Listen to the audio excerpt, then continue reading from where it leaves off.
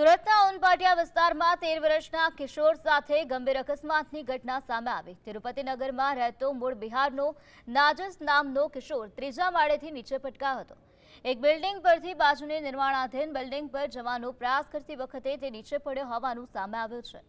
અકસ્માત દરમિયાન લોખંડનો સળિયો કિશોરના ગળાના ભાગમાં ઘૂસી ગયો। આ ઘટનાની જાણ થતાં તેને તાત્કાલિક હોસ્પિટલમાં ખસેડવામાં આવ્યો હતો। તબીબોની ટીમે જટિલ સર્જરી કરીને કિશોરનો જીવ બચાવ્યો છે। હાલ નાજિસની તબિયત સ્થિર હોવાનું જાણવા મળ્યું છે અને તેને આઈસીયુમાં સારવાર હેઠળ રાખવામાં આવ્યો છે। તબીબોની સમયસર સારવારથી ગંભીર પરિસ્થિતિમાં કિશોરને નવજીવન મળ્યું છે। મસલમાં ઇન્જરી હતી, તેને રિપેર કરવામાં આવી હતી।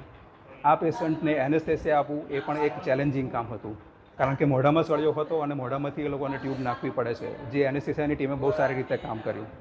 આ સિવાય સર્જરીના ડૉક્ટર હાર્દિક આસ્તિક, જે સિનિયર કન્સલ્ટન્ટ છે, તે પણ હાજર હતા અને આ બધાની હાજરીમાં ઓપરેશન સફળતાપૂર્વક કરવામાં આવ્યું છે।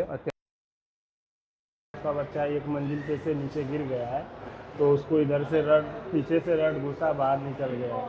तो सिविल उसको बोले हॉस्पिटल लेके जाना है, तो हॉस्पिटल लेके आए सिविल हॉस्पिटल।